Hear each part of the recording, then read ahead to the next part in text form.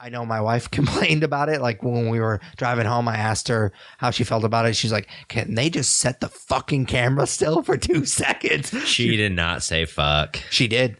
She does say fuck.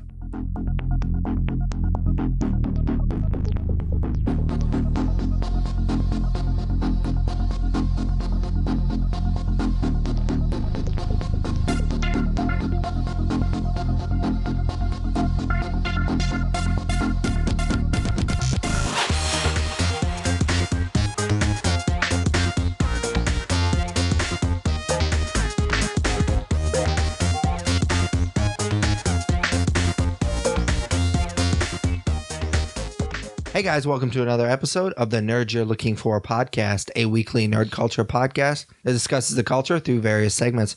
My name, of course, is Patrick Kuhn, alongside my co-host, as always, that Tyler Hunt. How's it going, man? It's going well, dude. How are you?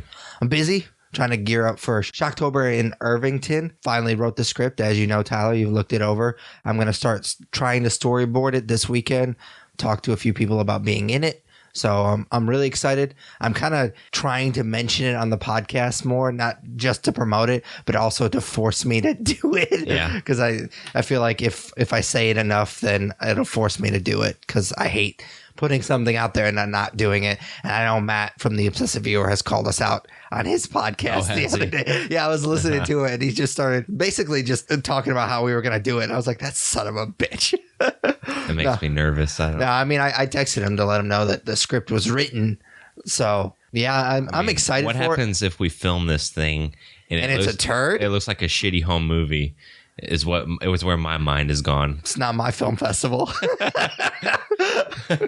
Sorry, Matt. It could be a shit show. No, I'm really looking forward to it. I think I've already kind of, like I said, started to storyboard it, and I kind of have an idea of what shots we need. And I've talked to a few people. Actually, a guy at work does a lot of short films and stuff like that. So we were talking about where I'm going to shoot it, how we're going to shoot it. And I think between the two of us, the probably 10,000 movies we've seen between the two of us, I'm pretty confident that we can shoot a 10 to 15 minute short horror film. Yeah, I don't have any doubt about us being able to shoot it. That's not my concern. We'll see, though. I have high hopes. I think that the script you wrote is good, and I think that we both have good ideas, and we have a direction we want to go. And yeah, I'm excited.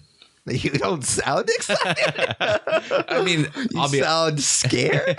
I'm a little scared, and I mean, it's going to be a lot of work to put it all together. For sure. But it'll be something cool to do, and hopefully it goes well, and it's something that we can kind of continue to do for future Shocktobers in Irvington, and maybe even different genres. Who knows? Yeah, for sure. I mean, there are film festivals in Evansville and stuff like that. So past Shocktober, I plan on, if it is what I think it could be, I mean, we could always enter move to Hollywood. Yeah, for sure. I mean, that's what you do when you make a 12-minute short horror film.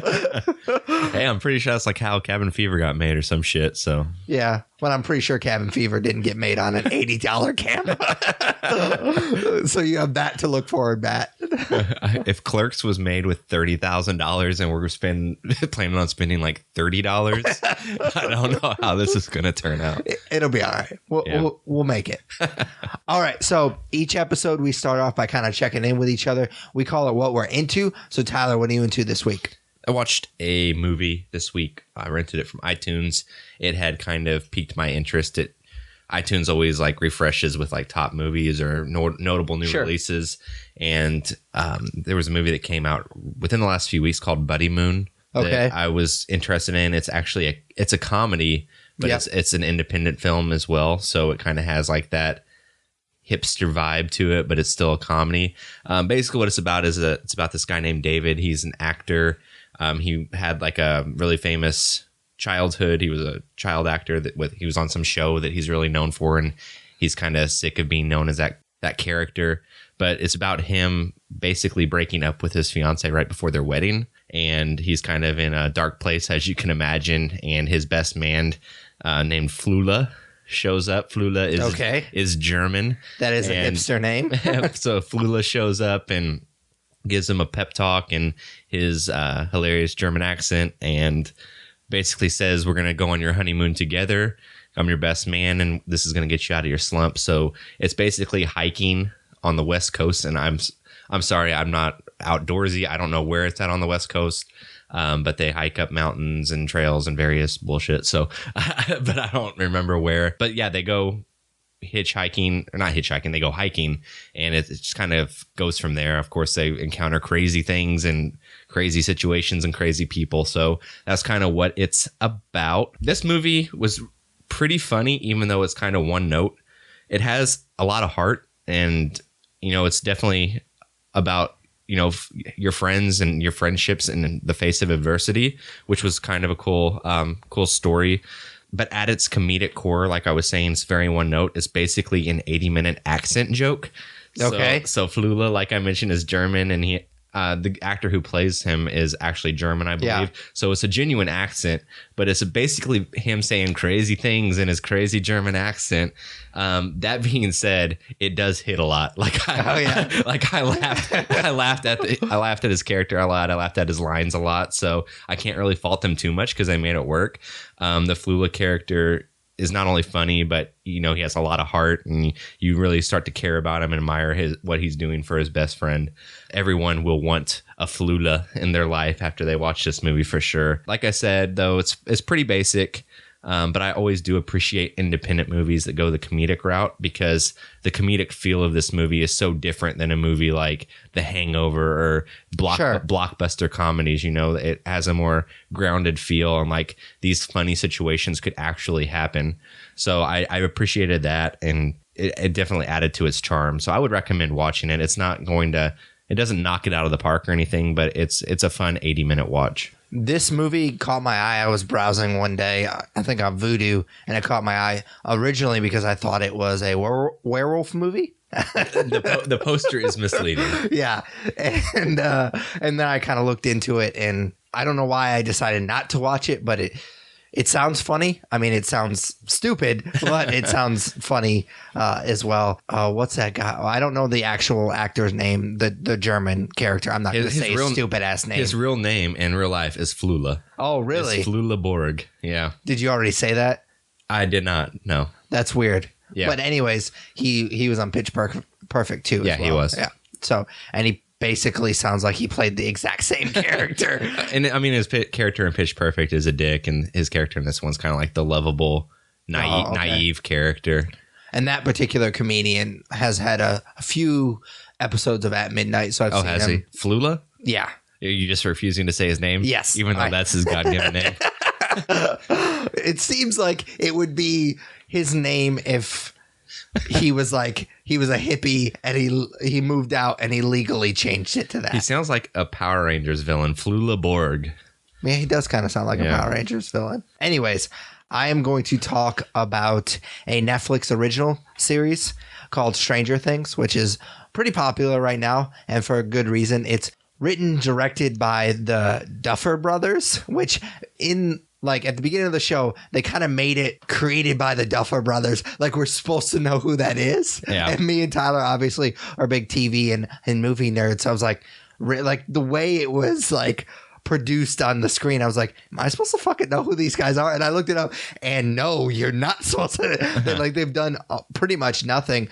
But this show is fucking awesome, man. Basically, if you don't already know, it focuses on this group of kids, and really as the show goes on, it kind of expands to the whole town, whose friend goes mysteriously missing one night after a game of D&D. It reminded me a lot of Super 8. Yeah. I think this movie is based either in the 70s or early 80s. And then obviously Super 8 is in that same time frame. And the way Super 8 was kind of an homage to Super 8 films, kind of J.J. Abrams making Super 8 films with his friends. This was kind of, Stranger Things was kind of a homage to 80s horror sci-fi. It is very, very cool the way they did this.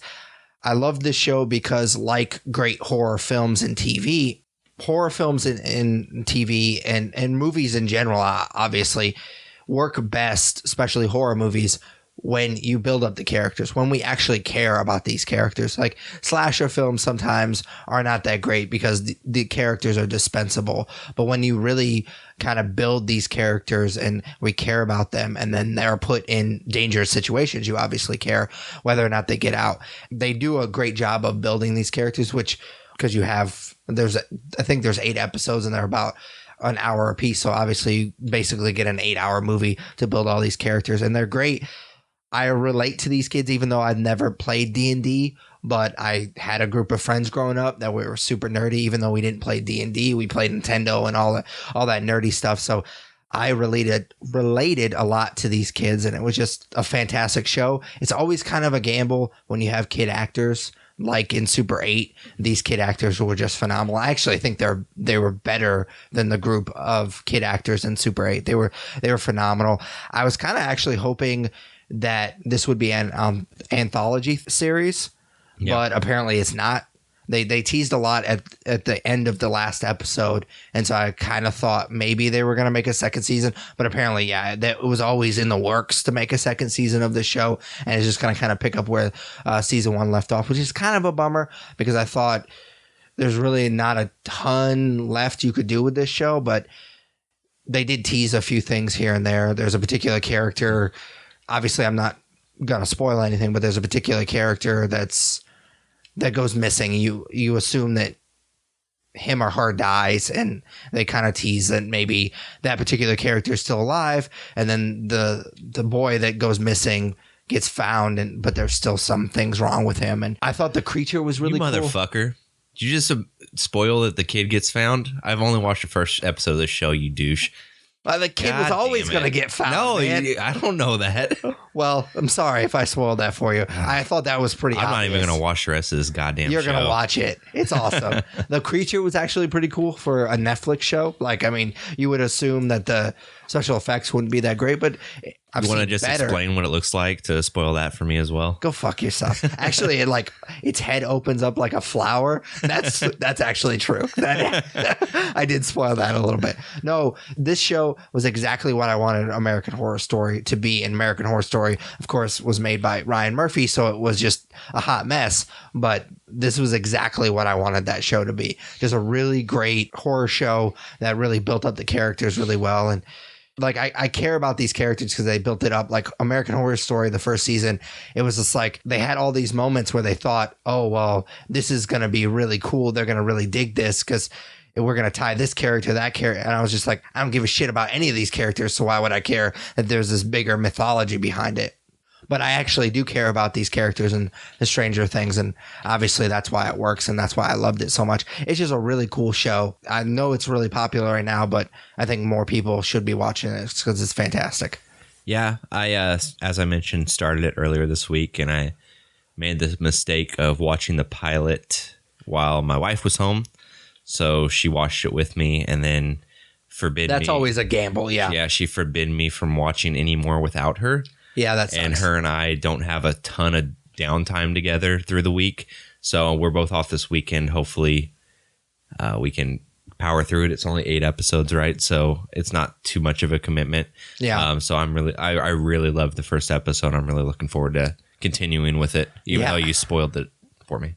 Well, I don't think I spoiled it, but anyways, yeah. I mean, that was always a gamble for our married listeners. Probably know that as well. Like, I think we started watching it the night that we recorded last week's episode, and it was the same thing. I was just like, I really want to watch it because she goes to bed really early, and I usually stay up pretty late on the weekends. And it was just like, man, I really want to watch the rest of the show, but I know she'll be so pissed if I do. Yeah. So I held off, and we ended up watching it. I think we finished it like Wednesday or Thursday of this past week. Cool. All right, so our next segment is just plainly called Comics. Tyler and I are big comic book nerds and read a ton each week. We like to spotlight 1 or 2 a week. So what'd you read this week? I read She-Wolf 2.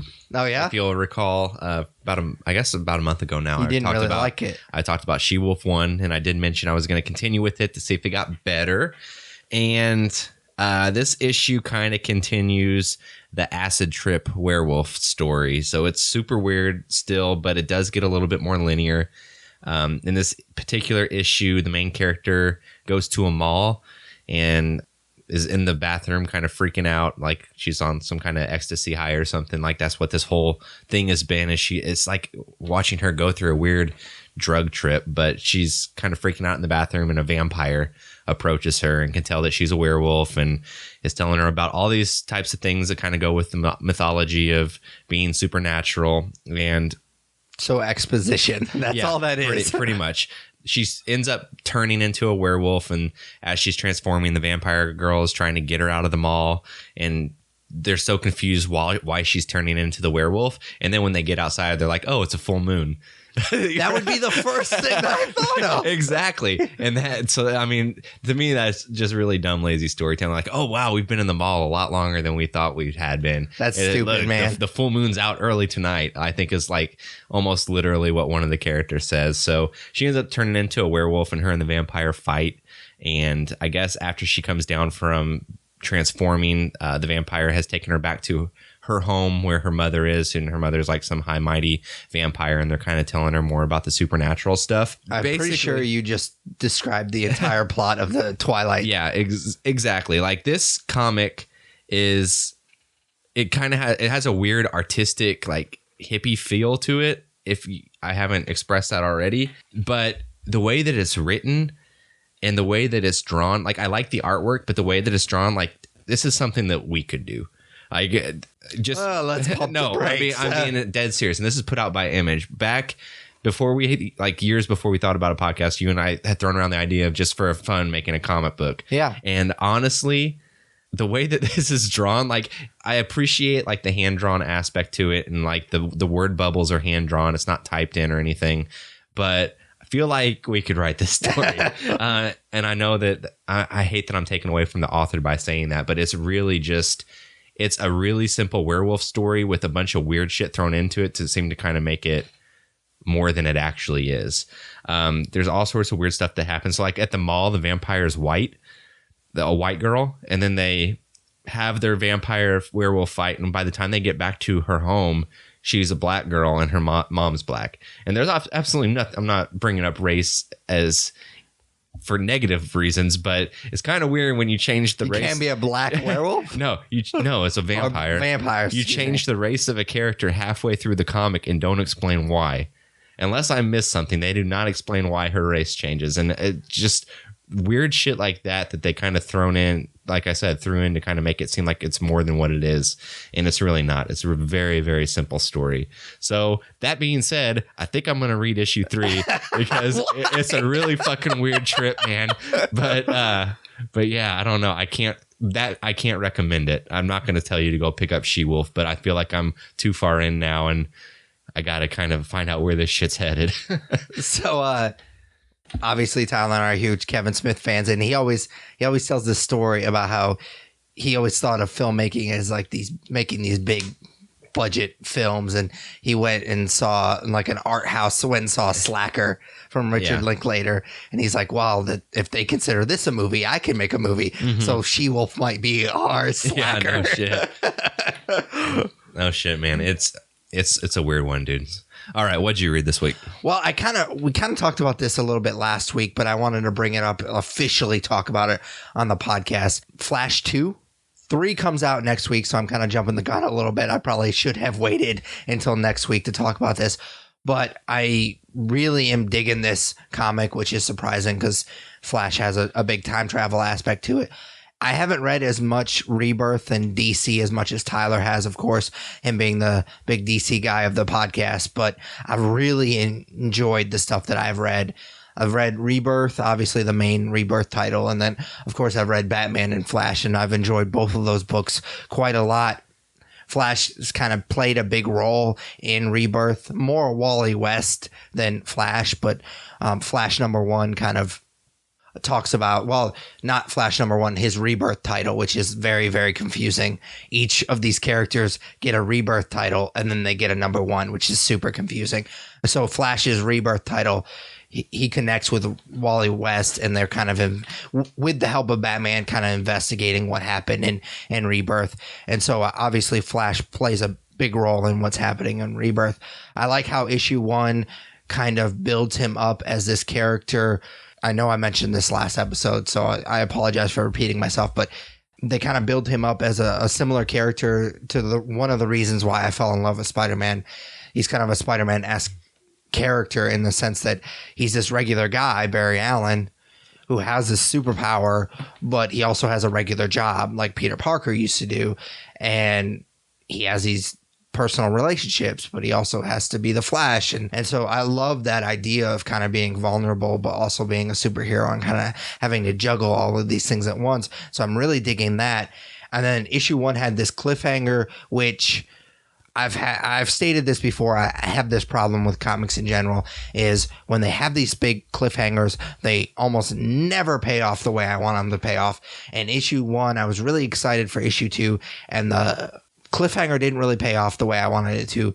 It kind of led to, I think they took the easy way out of this particular, they kind of backed themselves in a little bit of a corner with issue 1. And I thought they took an easy way out in issue 2.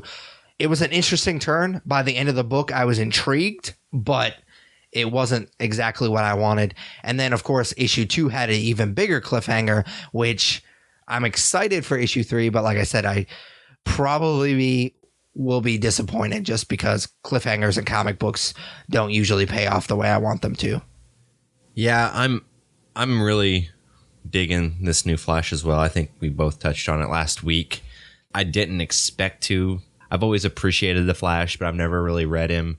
I've always just kind of thought of him as a bit of a crazy, not too out there character, because we both read a lot of characters that are really out there, but sure, his suit's always been so cartoony to me, and I just never really got into it. And the faster they make him to where like he's, you know, going through time and stuff, it's like, how do you even beat this character? It's almost like the Superman syndrome where he's almost unbeatable. So what they're doing in this comic with like the lightning strikes and creating new characters with that power, and like you said, the cliffhanger of issue 2, I'm really excited to see where it goes. But like you also said, most of the time cliffhangers don't pay off too great. So he's always been a character that it just didn't seem like a very creative superpower. Like Spider-Man, he got bit by a radioactive spider. He can do the things that a spider can do, as a theme song would tell you. But Flash just seems like the first idea that somebody would come up with. Like, what superpower would you want? Oh, I could run real fast. Like, that's like the first thing that would come to your mind. And I just feel like they should have pushed past that first idea. Like, I hate keep bringing this up, and this is going to be a weird association, but when I'm trying to write a joke and the first thing that comes to my mind, I'm just like, well, that's the easy joke to make. Let's get past that. And I always kind of thought of Flash being like the first idea that they came up with, and they were just like, they could never find that second joke or that second idea. And it just, I don't know. I'm curious to kind of go back and see if I like the character or not. Like, go back and start reading some past issues, maybe some digital comics, and see if maybe it's just this particular creative team that I'm really intrigued by, or maybe it's just the character. Maybe I've sold the character short. I know Mark Waid wrote a run of the Flash for a while there, and he's a writer that I really respect and like a lot. So I'd be interested in kind of reading his run of the Flash. Yeah, the interesting thing with the character, the Flash, is I'm sure there are stories out there, but I'm a big comic book reader, and I can't really think of any huge must-read Flash stories that everyone knows. Maybe Flashpoint, I guess. I mean, that's the first one that comes to your mind. But, you know, you go through Batman or Superman or Spider-Man or any of like the bigger heroes, and they have those essential stories that have made that character who they are today, and famous stories that have been adapted or so on and so forth. And the Flash doesn't really have that. No, that I know of, and I'm sure there's some Flash fan listening screaming stuff out. But if it's not mainstream enough for us to know, I mean, it can't be that mainstream. So for sure. All right, you ready for nerd news? Absolutely. All right, so this weekend is Comic-Con. Yep. So we're going to touch on a couple of the bigger stories that have come out of Comic-Con. And out of just since the last time we recorded. But unfortunately, it seems like it's always Saturdays where the biggest things break, and we're recording this on Friday night. So anything that breaks Saturday or Sunday, unfortunately, we'll have to wait until next week's episode. Yep. But we'll run through this really quick. It was confirmed this week that Game of Thrones will be pushed back to summer 2017. So instead of its usual release in April, it'll probably be June or July by the time that Game of Thrones debuts next year. And it is going to be a shortened season of 7 episodes as well. I think that the reason I read that they were pushing it back is because winter has come and they need winter to film. Yeah, probably. So they kind of had to push back their filming schedule for some of the stuff they're going to be doing. So that is why we're getting a later Game of Thrones season. Yeah, obviously this is one of the best, if not the best show out there right now. So it's kind of a bummer that we have to wait even longer than we normally would have to wait to see this. And it's also a bummer that it's shortened season. Normally, when you think of an hour-long show as Game of Thrones is, you would think automatically 13 episodes. My go-to is always, if it's a half an hour, it's 26 episodes. If it's an hour, it's 13. So it was already kind of a shortened season. They were already doing those 10 episode seasons. So to make it even shorter, it's going to fly by, man. Yeah, I don't know why HBO is saying like, oh, 2 more seasons, is this over? We all know that like this world is so vast, and in 5 years after the show ends, HBO is going to be putting out some Game of Thrones show that takes place in the future, or it's a prequel or something. Fear crazy. the Game of Thrones. Yeah, so basically something along those lines, just because it's a cash cow for them. All right, Lionsgate had a couple stories this week. Oh God. Yeah, they're neither of them really I don't think are for us, but I did want to hear your opinion on it. So they are looking at ways to extend the Hunger Games franchise. That immediately went to my mind because I knew that they own the Hunger Games. Speaking of, drawing things out and bringing things back, they are wanting to do more with the Hunger Games franchise because, again, it made them a ton of money, and they're probably kicking themselves that they wrapped it up. They should have split Mockingjay into like 4 parts. That wasn't boring enough. In addition to that, their Divergent series has not performed very well. No, it has not. So the last movie is probably going to be a TV movie, and then they might make a TV series in that universe. But that's embarrassing. That might be the saddest thing I've ever heard. I saw that. I was like, oh, I know. I've never heard anyone say like, oh yeah, I'm a really big Allegiant fan. They sunk a lot of money into that franchise, and I had never even heard of it before the movie came out. Yeah, I mean, I know the books are popular, but I never had any desire to read them. Like the Hunger Games, once I pushed past, because for me with the Hunger Games, it was always, I was kind of a douche. Like the same people that like the Twilight books, like the Hunger Games books, and I just couldn't push past that. Yeah. But once I pushed past it, and I heard the concept, and I was like, yeah, that sounds interesting. And then I read them, Mockingjay aside, I was really impressed by them. And of course, the first two movies were really great.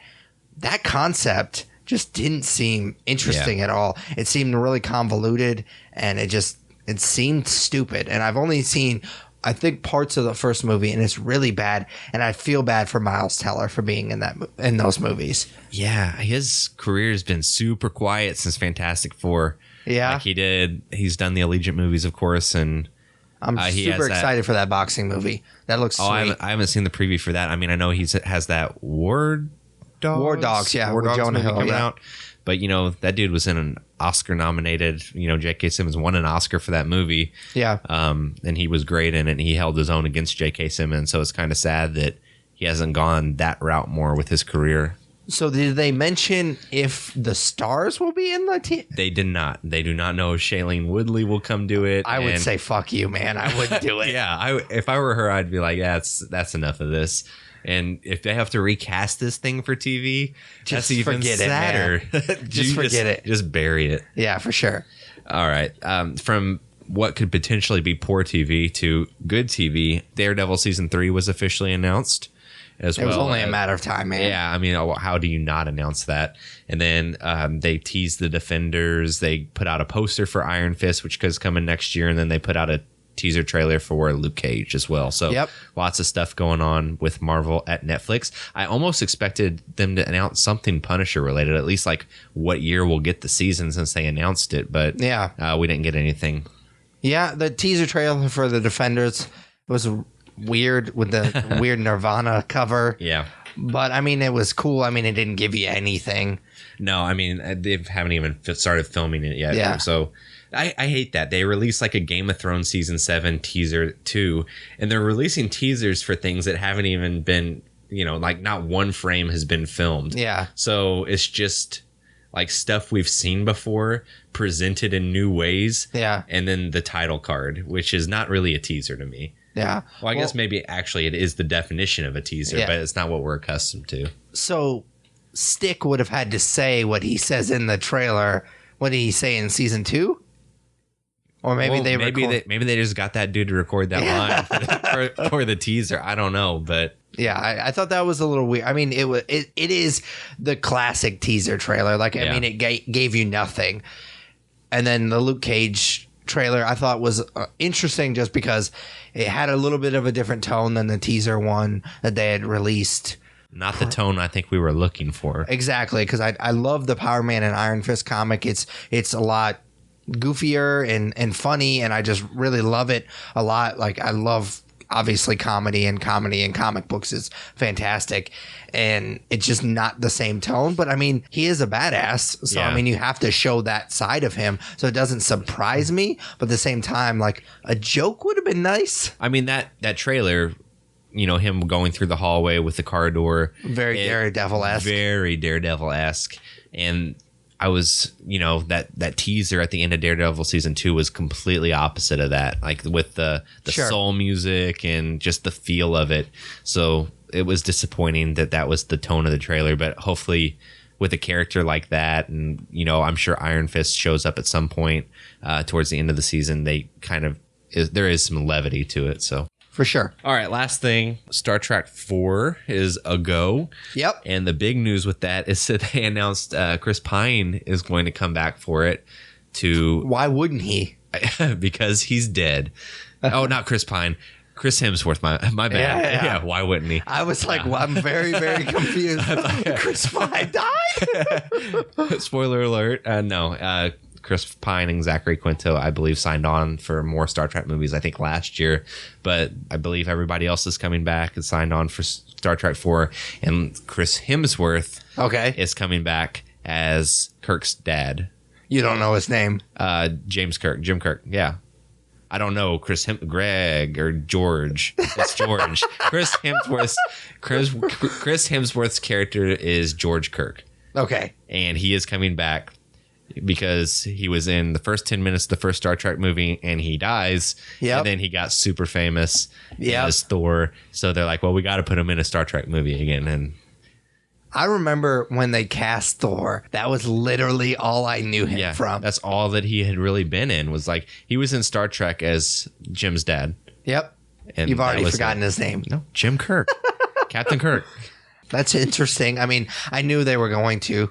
Yeah, this isn't too big of a spoiler for this Star Trek movie, but Kirk talks a lot about his dad in this movie. Yeah.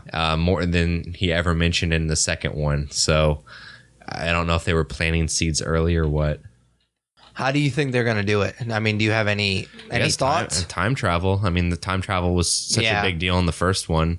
Sure. I would think time travel, or, the ship didn't blow up. It fell into a time warp that was caused by Eric Bana's character in the first one. I don't know, but I'm sure. I really wanted to sing the Time Warp song just right there, but I'm so glad I didn't. This isn't in nerd news, but they did release a full trailer for Rocky Horror. Did you watch that? I did. What did you think about it? I think... Uh-oh. I want to be the kind of person that says the movie that I love exists, and you can never take that back no matter what you do. But there's also like the grumpy man like the grumpy old man in me that says there are certain things that don't need to be remade. And this is one of them, and it looks so bad. It looks so bad. I don't think it looks awful. No. I don't know. No, it's bad. You're wrong. I like the fact, and I can't think of her name right off the top. Laverne Cox? Yes. I'm glad that they got her to do it, but other than that, like, Adam Lambert's in this fucking movie. Like, there's only so many people that can sing and would do this. Oh man, Rocky Horror is not. I love it, but as a movie, it's not the best movie. See, here's the thing. I think that this will be something fun that comes out in Shocktober that we can watch and we'll laugh about either how bad it is or I won't laugh about it. But here's the thing. In 5 years, nobody's going to remember the Rocky Horror movie on Fox. Everybody's going to continue to remember the one from the 70s. Like, this isn't going to replace the movie that we love. So, I mean, why not have some fun with it? I don't know. I think there are certain things that what makes that movie great, you can't replicate. And I didn't mean for that to rhyme. I don't think that you remake certain things, and I think this kind of falls in that category. So they briefly showed Tim Curry in that yes. teaser, and they showed the part where he's saying it during Time Warp. Yep. That's just to jump to the left. Yep. And he says it very slow compared to he had a stroke a few years back. So I couldn't tell if he said it slow as a performance or he said it slow because of his stroke. Because if he's going to, like, I love Tim Curry and I don't want to take anything away from him. He's fantastic. But if he's going to be this narrator and it's going to be sad to watch him, I'm going to be really disappointed. I think, to be honest, it's going to be sad watching that whole movie. But my heart's going to break a little bit. But I thought the same thing, man. But, I mean, there is kind of that deadpan. The narrator is kind of deadpan in the original movie. So maybe that's what he's going for. Or maybe he can't do a whole lot. And they're like, here, be this character. So at least you can be in it. Don't you think you asked that before you say, here, be in it? Like, can you say these lines? I mean, I feel bad for laughing at someone that I don't think that it will be cringe. I think that he would not. He's been kind of out of the public spotlight since his stroke. I don't think that he would choose this to kind of do again if he didn't think he'd be able to competently say lines. Yeah, he won't be the worst part of this movie. I guarantee it. But you don't think? I don't think Laverne Cox would be the worst part either. No. I think she'll be fantastic. I mean, there was kind of a hint of Tim Curry in what I saw. Oh yeah, I think they cast her well. Did I mention Adam Lambert in this movie? There's a lot of Disney tweeners in this movie. So. We were driving somewhere recently, and I had mentioned to my wife that they were redoing it, and she had no idea, and so she was looking it up and like listing it up. And I was like, nope. I'd heard of Adam Lambert, and that's the only reason I keep bringing up his name. But yeah, I hadn't heard of Eddie. He's playing Meatloaf's character, right? Yeah, Eddie. Eddie, yeah. That's something. Yeah. It was funny because I kept like, oh, who's playing Magenta? And then she would, and I don't even know why I kept doing it because I didn't know who any of them were.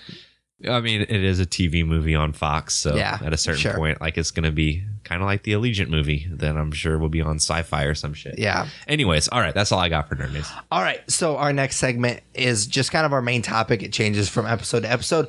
We're kind of in full swing of the summer movie season, so we've been reviewing a lot of movies, and that trend is going to continue this week. The big movie that just got released this week was Star Trek Beyond, and so of course we're going to be reviewing that. But before we get into that, I feel like we kind of have to address the elephant in the room. About a month ago, Anton Yelchin, one of the stars of this film, this franchise, tragically passed away, I guess is the best way you could put it. He's a fantastic actor. He's a young guy. He's younger than both of us, actually. Oh God. Yeah, I mean, what was he, like 25? I didn't think he was that young. You're making me face my own mortality here. I mean, he was obviously one of the great young actors. For me, he was one of those guys that every time I saw that he was in a movie, my ears kind of perked up a little bit because I haven't seen him be bad in any movie that I've seen him in. So it was just like, if he read a script and thought it was good enough to be in that, I immediately thought, okay, maybe I like this movie. Not always the case. He was great in every movie I had seen him in. Not all the movies were good, but I think he was great. Like the best example is that Charlie Bartlett movie. Did you ever see that? Yes, I did. I thought he was fantastic. He was really charismatic in it, and that's kind of what the character needed. But I didn't like the movie. Like, I thought the third act was just a hot mess in that movie, but he was great in it. And I think that says a lot about his acting ability. Like you can take a movie and kind of elevate it a little bit just by your performance. And he was just recently in Green Room, which was fantastic. One of my favorite movies of 2016. It's going to be a little bit weird to watch that movie now, but it's a fantastic movie. If you haven't already checked it out, definitely do it. He was fantastic in Fright Night. I mean, the list goes on and on. Yeah, he was kind of the same for me. Like, he was always an underrated actor. I think that he could have done a lot more in his career, and I don't know that he was given the opportunity to. Obviously, Star Trek was his bigger franchise, but he was so great in Fright Night. Yeah, for sure. That movie is severely underrated, and he really carries himself against Colin Farrell. And I'm trying to think of the other movies that he's like Crazy. Never saw that. I wasn't crazy about the third act of that movie as well, but it's very emotional, and he carries himself extremely well in it. Have you ever seen The Beaver? Come on, man. Come on. We're trying to be serious here. I know. I actually bought that on DVD at one point and never got around to watching it. He's fantastic in it. Getting rid of it. Yeah. I always did want to see that movie, for sure. I'm trying to think. There's so much she was in that were like these smaller movies that were so great. I never saw Odd Thomas, but Brittany really likes it. Yeah, that was one that I always kind of saw on Netflix and was intrigued just because he was in it, but then I never got around to watching it.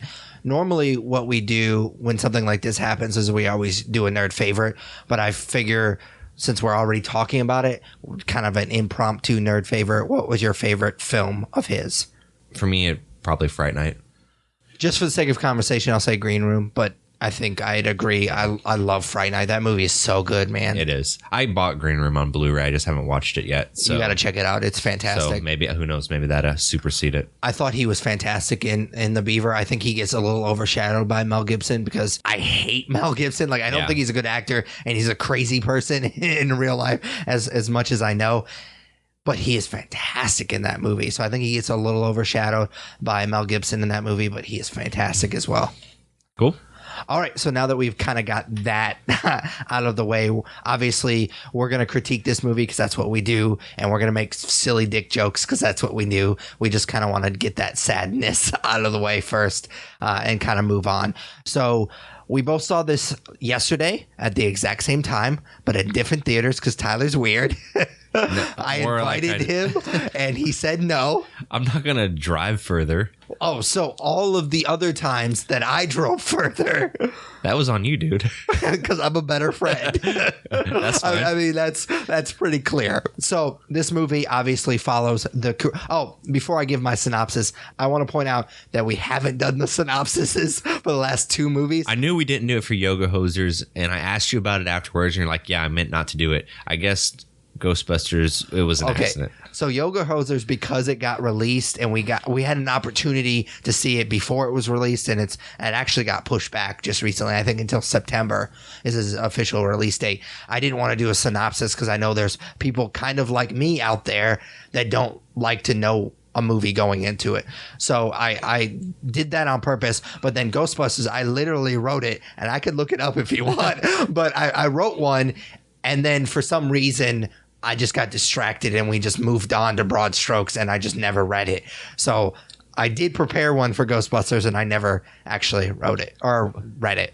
Well, I am eager with anticipation to hear your Star Trek synopsis. So okay. So Star Trek Beyond follows the crew of the Enterprise 3 years into their 5-year mission as they embark on a rescue mission that goes horribly wrong. Was that worth the wait? So good, dude. So we start off each review by kind of giving our general overview of what we thought about the movie. We call it Broad Strokes. So Broad Strokes, Tyler, Star Trek Beyond. This is definitely a fun movie. It's pretty much the definition of a popcorn movie. Oh, I disagree. But it has more clout than a movie like Transformers. Like, I don't want to lump it with something like Transformers, but it's definitely very summary. Huh. For me, this movie kind of felt like an off episode of the Star Trek series. So what's the word? Like Monster of the Week? Like this would be like a Monster of the Week episode of the Star Trek series. Like, it doesn't carry as much weight as the first two Star Trek movies did. Huh. It felt like a side mission for the Enterprise that they have to get through. And I don't know if that... I don't know. I know Simon Pegg wrote it, and I don't know what his intention was with the story, but I just didn't ever feel like they were. It's in the trailer. Their ship completely gets destroyed. Yep. But I never really honestly felt like they were in that much danger, and I don't know why. But that being said, I thought it was a lot of fun, and I did enjoy it. It's just it didn't quite hit with me as much as the first two did. Okay, not what I expected. Really? I think we're gonna. It sounds like you liked the movie, but I just don't think that you liked it as much as I did. I have to admit, as a nerd, I never watched the original series. I think I only saw a few episodes of The Next Generation. So I don't know a ton about Star Trek. And I know that a lot of diehard Star Trek fanboys kind of complain about the reboot, this timeline, because I've heard several of them say that they feel more like a Star Wars movie than a Star Trek movie. That's probably why we like them. Yeah. And that's kind of my point is I've never seen the movies or the series, and I'm a huge fan of Star Wars, so obviously that's why I like these movies. Yeah. These movies are a lot of fun. This whole franchise, this trilogy that's, I guess, going to get a fourth movie now. And this actually might be my favorite of all three of them. Wow. Yeah, I found myself smiling a lot. Like you said, it is fun. I completely disagree. I do not think that it's just that popcorn movie. I think it definitely has a lot more depth with Kirk's father and that kind of stuff. I do agree with you in the sense that the villain isn't very strong, and I think that's what you were kind of implying. I'll get to that. Okay. Yeah. So I do agree with you there, but I think it has a lot more character development, and I felt for these characters a little bit more. Kirk is not the kind of maverick, like, just, he even says it, he joined Starfleet on a dare. He's not just that rebel kid anymore. Like, he has a little bit more depth to his character. Yeah, I mean, maybe I shouldn't have said popcorn movie, because as soon as I said that, you kind of got defensive. Like, I don't lump this in with like Teenage Mutant Ninja Turtles or now you're gonna get me defensive. Or like I said, Transformers. Like, this movie carries more weight than those movies, but you know, it's space and spaceships and battles and that kind of stuff, and that's kind of what I meant by that. Okay, my biggest, well, I don't want to say my biggest flaw with the movie or my biggest problem with the movie is the story, and I feel like I say that a lot in reviews, but there were a few things that I did like about the story. I like not just this film, but I like how it seems like all three of these films really start off with a bang. Obviously, the first film, Chris Hemsworth dies, and so there's a lot more drama. Into the Darkness is a little bit more fun at the beginning, and then this movie was a lot of fun at the beginning. I really laughed pretty hard at that beginning scene. I thought that was a lot of fun. Yeah, I thought just the way they cut it. Yeah. And so obviously you think the monster is huge, and then he spins down that little thing, and then he's just tiny. Man, you're full of spoilers tonight. That is not a spoiler. That happens in the first 5 minutes. I would be pissed if I was going to see this movie and that joke was ruined for me. This is coming out on Monday, so if you're really that worried about it, it's not that big of a spoiler. But I thought that was pretty funny. I liked the stuff with Kirk and his dad. Like I said, it builds the character. I related to this character a little bit more. He's just not like the spoiled kid that just did it on a dare anymore. Like, he's kind of reaping the consequences of his decision, and he's kind of regretting his decision. So I appreciated that. I liked Spock and Bones' relationship. I thought that was kind of a cool thing that they were building in this movie. I will say, in those scenes, even though it was fun to see those two together and kind of how their frenemy type of relationship, it was kind of jarring because at one point in the movie, I don't want to get accused of spoiling anything again, but at one point in the movie, they kind of get separated. And so there's 3 or 4 different groups at one point. And it was kind of jarring. Like, it was kind of hard to remember who's where and what they're doing. And so that was a little bit troubling. But other than that, I thought it was really fun. The villain, the big bad, not a character I'm familiar with. Like I said, I didn't watch the show or the movies, but I'm pretty confident that he is a original character. Is he? Yeah, I don't know if, and maybe that's just my ignorance, but I don't know. Like, I don't get his motivations. Like, I just don't think, it just seemed like the easy way out with that character. Like, it seems like the the simplest motivation. And I also don't understand his abilities. Like they never really explained that. And I was hoping that it wasn't just me, that I missed something. Like it's a big point in the movie. Obviously, I'm trying to not spoil it, so I don't want to give too much away, but it's like he has a certain ability and they show it to you a couple of times and they kind of tease it at the beginning, but then they never really explain it. But it does play a big part in the final reveal of the character, but they don't explain it. I mean, I guess it's not that important, but it's just kind of a weird detail to leave out. And then, of course, his motivations are just like the most simple villain motivations that you could have. Oh, for sure. I mean, I agree with you on a lot of your points. I think that this story, like I said in my broad strokes, is fairly basic. Nothing too spectacular or threatening. The biggest threat of the movie comes in the first 20 minutes. And then after that, it kind of peters off. In my opinion, I mean, you had such high stakes in Into Darkness with Khan, and you know, in that movie Kirk actually dies for a moment, so it just, you know, you have the ship crashing down onto Earth and just big set pieces, and in this movie it felt like kind of took a step away from that. And there's nothing wrong with kind of grounding yourself, but in relation to that movie, it just kind of, like I said, seemed like a one-off episode of the show. It felt more like a lateral step instead of a step forward. Still a lot of fun, though. The cast is amazing, and we'll get to performances here in a second, but I think that a lot of the fun in this movie comes from them and their performances. And I agree. The villain was pretty lackluster, especially when you get an actor like Idris Elba to play him. Yeah, we'll get into performances here in a little bit, but yeah. I thought he was really wasted. No, like you said, bad motivation. They don't explain his abilities at all. And I, like you said, I thought that I missed something, so I wasn't going to bring that up. Yeah. But I'm glad that you did, because I'm pretty sure they don't explain anything that's going on with him. And like I said, it's not entirely that important. Like it's just weird that they didn't explain it, because they explained some other things that I don't necessarily think that were all that important. And this kind of seems like a pretty important thing. And it was just kind of weird, and they didn't explain how it worked. Yeah. And he seemed like he was getting better as the movie went on. It was just really strange. And I don't necessarily think that his motivations are that weak. It was just they weren't really fleshed out. Like they're kind of straightforward, but I don't really understand his beef with Starfleet.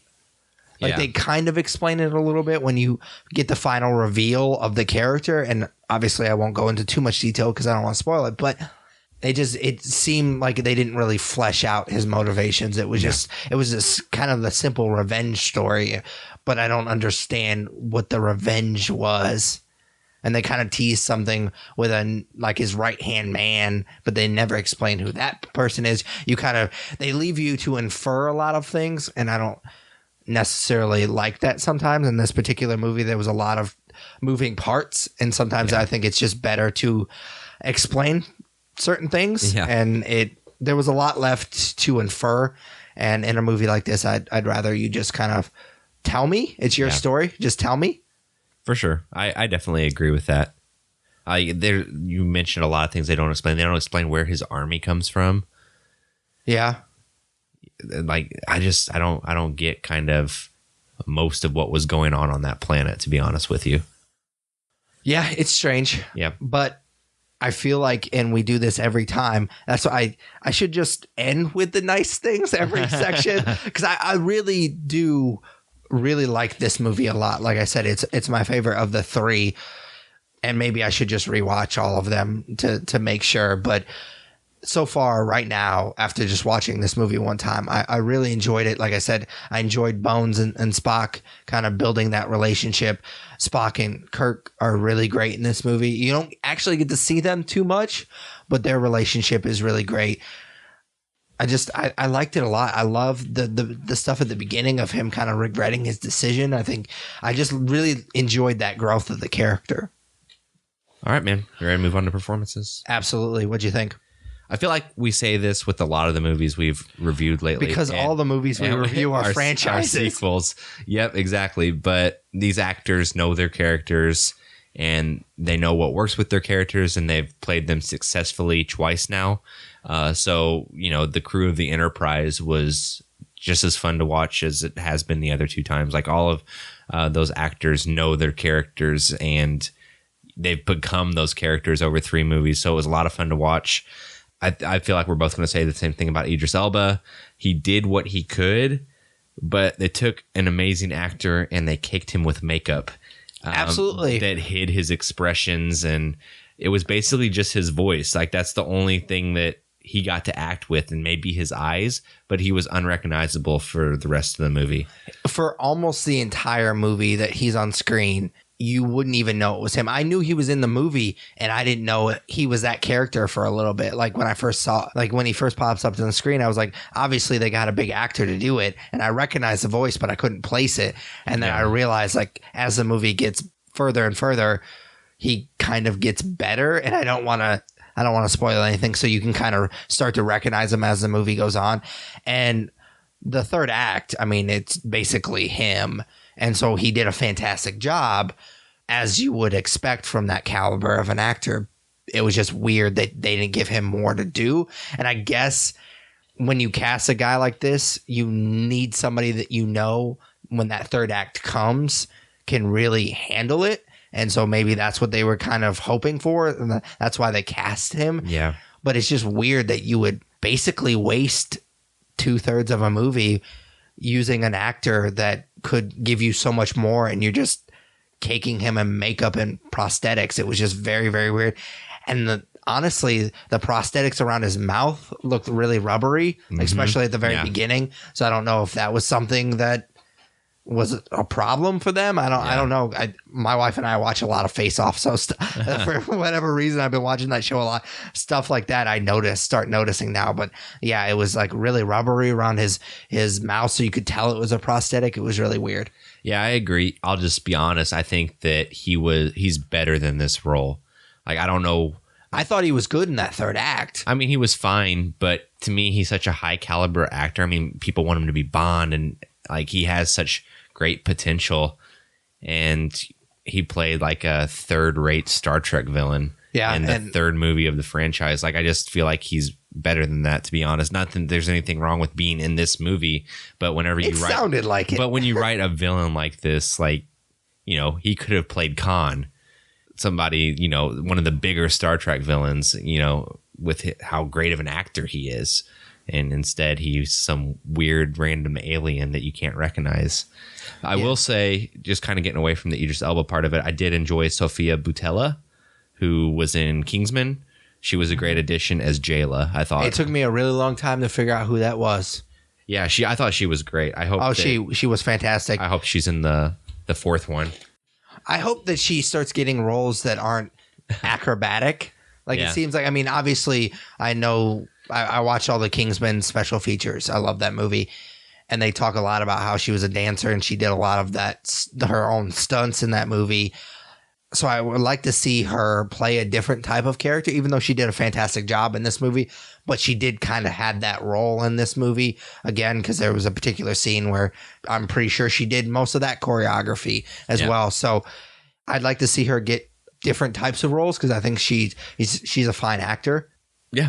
I kind of agree with a lot of things you said. Obviously, with most of the crew, it's pretty standard. I mean, they've had 3 movies now to build these characters. I will say, again, Chris Pine did a great job. I think his character has a lot of growth in these 3 movies, probably more than any of the other characters, which would make sense because he's the main character.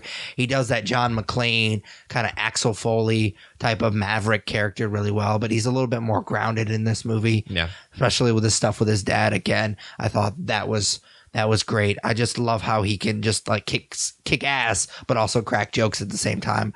Very John McClane-like. And I've seen him in other roles that were more dramatic, and he doesn't necessarily wow you in those roles. And I thought he was fantastic in this movie. So I think it's just the fact that he's built this character over three movies, and maybe he's a little bit more comfortable with it. I thought he did a really good job in this particular character and performance. I liked Carl Urban a lot. I think I'm just a fan of him because I love Dredd so much. Yeah. I love that fucking movie. I think that is a really underrated movie. He had more to do in this movie, I think, than he has in the other two, which I thought was a lot of fun. His character just was fun in this movie. Like I said before, the Spock and Bones relationship was really cool in this movie. Yeah, absolutely. I thought Carl Urban was great. He's played this character fantastically 3 times now. For sure. All right, so unless you have anything more for performances, let's move on to action. As you would expect, Justin Lin knows how to direct action very well. It looks beautiful. I will say that the first big action scene was a little chaotic, but it didn't really bother me so much because in that particular scene, it's chaotic for the characters. So I don't mind if it's a little chaotic for us, as long as we can kind of figure out what's happening. Yeah. I know my wife complained about it. Like when we were driving home, I asked her how she felt about it. She's like, can they just set the fucking camera still for 2 seconds? She did not say fuck. She did. She does say fuck. When? She said it when we were talking about the movie driving home last night. Okay. Yeah. So it was pretty hilarious, but I don't mind when the action's a little chaotic when it's supposed to be. I hated it in Transformers because you can't fucking tell what's going on. We've had way too many Transformers references in this episode, but it fit in this particular scene because for the Enterprise, it's super chaotic. Like they just came for this pretty straightforward rescue mission and all of a sudden they get attacked by these beehive sort of thing. So yeah. I thought it fit there, and the rest of it wasn't too jarring for the rest of the film. Yeah. I mean, there were basically 3 big action pieces in this movie. None blew me away. Really? Yeah. The best was definitely the battle at the beginning that you were talking about that was kind of jarring. But I don't know. I think that this movie dragged in a few places whenever they're on the planet, kind of separated into groups like you were mentioning, because there wasn't more action and adventure. Sure. Through the planet. They do kind of find each other pretty easily. Yeah, it just kind of seemed like something that was added in to add a little bit more time to the movie, in my opinion. But I don't want to take away from it because it is a fun movie. It is a movie I enjoyed. I just think that the action in the other 2 movies were better. Okay. That's pretty much all I have for Star Trek Beyond. I'm good to go. So star rating? I'm going to give it a 3.5. I am going to give it a 4.5. Wow. Yeah, I was kind of teetering between 4 and 4.5, but since we can't give it quarter stars. Luckily, most of the critics seem to agree with you. Well, because I'm smarter than you. I think that this movie might be the nail in your Rotten Tomatoes draft. Oh, no. I mean, Finding Dory. Well, actually, X-Men Apocalypse was the nail in my coffin. It only doing 48% when I was talking a lot of shit about Bryan Singer and the X-Men movies. Yeah, that was a nail in my coffin. I mean, Ghostbusters did better than I thought it was going to. Of course, you would say the nail in your coffin is something you did and not about how amazingly I drafted. Well, I mean, you did get the first pick. So, which is Finding Dory, but Jungle Book did the same exact Finding Dory did. Do you want to play that clip again right here at this point? Actually, I wouldn't mind because I think it's hilarious if you can't laugh at yourself. But yeah, it's pretty sad that I lost at the game that I invented. Yeah, it's pretty pathetic. But I wish it would have been a closer race because we still have a few movies. I mean, one of my movies could bomb super hard, but that's the thing. Like the last movie that you have is Star Wars. Yep. Rogue One, a Star Wars story. That's the official title. Thank you. And if Suicide Squad does anything like close to a Ghostbusters, I might technically still be in the race. Mathematically, but that would mean that Rogue One would have to do horrible, and it's to a point where it's like, obviously I'm not going to root against Rogue One. Yeah, so I'd rather just do whatever I have to do at Indie Pop Con next year. I still have Doctor Strange in there too, and that movie's a toss up for me. I don't think that it looks that great from the one trailer we've seen, to be honest. But the way you've been going this year, I wouldn't be surprised if it was 98%. We can only hope. I'm glad that this movie was good, but this was kind of the movie that I was looking to get your first. I mean, well, Batman v Superman, I was obviously right about that one. So that was your first movie, and that was a stinker for you for sure. But this was kind of the other one that Batman v Superman was going to be bad. There was no way that it wasn't going to be bad. But this one was kind of another one. I like that movie. Just want to point that smarter back. than you. I just want to put that back out there again. I bought it, and I'm going to watch the R-rated version tonight. Oh, so you did buy the Ultimate Edition? Because that's exactly what that movie needed, 30 more minutes. But anyways, yeah, this was kind of the movie that I was looking at that I thought might be bad. But reshoots doesn't always mean that it's going to be bad. But yeah, I'm tired of seeing the articles about, oh, this movie's doing reshoots. It's in trouble because that theory has been proven wrong time and time again. Because most of these big blockbusters do reshoots. They allow a budget for reshoots. Yeah. So it's not a big deal. So that is our Star Trek Beyond review. So we end each episode by kind of asking a really nerdy question. Tyler and I take turns asking what our favorite blank is. Obviously, the question changes from episode to episode. We take turns, and it's my week this week. We haven't talked about Pokemon Go yet. I mean, obviously, this episode, we've talked about Pokemon Go. Well, me mostly, because I'm like obsessed with that game, the last 2 episodes. And I thought it would be kind of fun to talk about our favorite Pokemon that we've caught or evolved or hatched or whatever you want to, whichever one you want to talk about. I've caught some really cool Pokemon so far. I hatched Porygon from a 5 kilometer egg, which from what I remember, I only played the red version growing up. I was obsessed with that game and I kind of fell out of it and I regret that. But he was really hard to find in the red version. Yeah. So I was pretty excited when I hatched him out of an egg. I actually caught a Scyther, and I apologize if I'm pronouncing these wrong. I'm terrible with regular names, so I'm going to be awful with Pokemon names. But I caught one of those near my house, actually, and he was actually at the time one of my highest level Pokemon, and he's just cool looking. He's just like a bug with machete arms, and so that was pretty cool. You said Scyther? Yeah. So I caught one of those. And my best rated Pokemon right now, well, when I took these notes, was a 975 Flareon. But now he's over 1,000 because I've powered him up a little bit. And I took all of these notes just as a kind of a background to how we do the podcast behind the scenes. We obviously prep a little bit for these episodes, not too much, as you can tell if you listen to all of our episodes. We like to keep it a little bit fresh. So I took all these notes about all the Pokemon I was going to talk about, and my actual official answer was going to be Eevee, just because it's so damn cute, and I love the fact that it has different evolutions.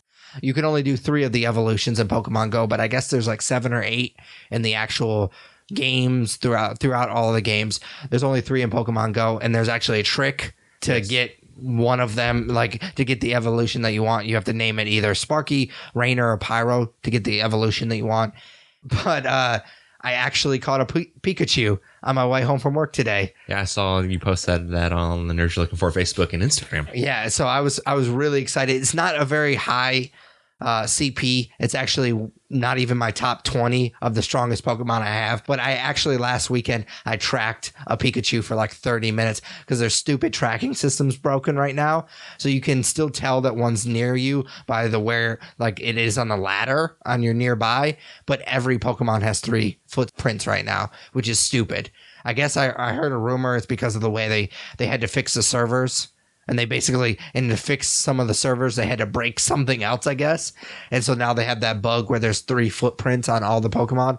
And so I was tracking a Pikachu last weekend for like 30 minutes, and then somebody else got it, like right before I had pinpointed where it was.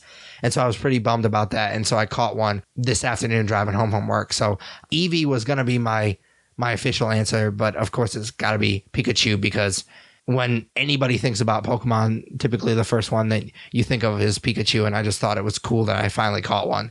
Yeah. What level are you? I'm almost level 16.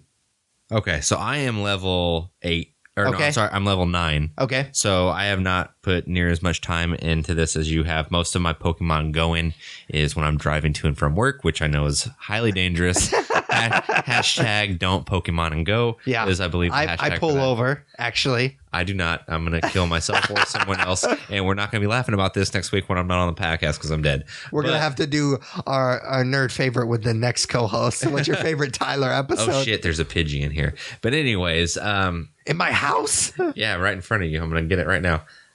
That kind of worked out weirdly good for the segment. You should have Instagrammed that shit. Mine, actually, I'm glad that you didn't go with Eevee, because out of the ones I have, Eevee is my favorite because I am leveling. I'm assuming it's a her. I don't know if Pokemon have gender. To be honest certain with you. ones do. So I'm leveling Eevee up to, once I get her to at least a 400, I'm going to evolve her into Jolteon. Yeah. So Sparky. yeah, so she's already named Sparky. She's ready to go. She's at a 302 right now. Since they usually triple their CP when they evolve, that'd give me a 1200 Jolteon, which would definitely be the highest I have. So I'm looking forward to continuing to level her up.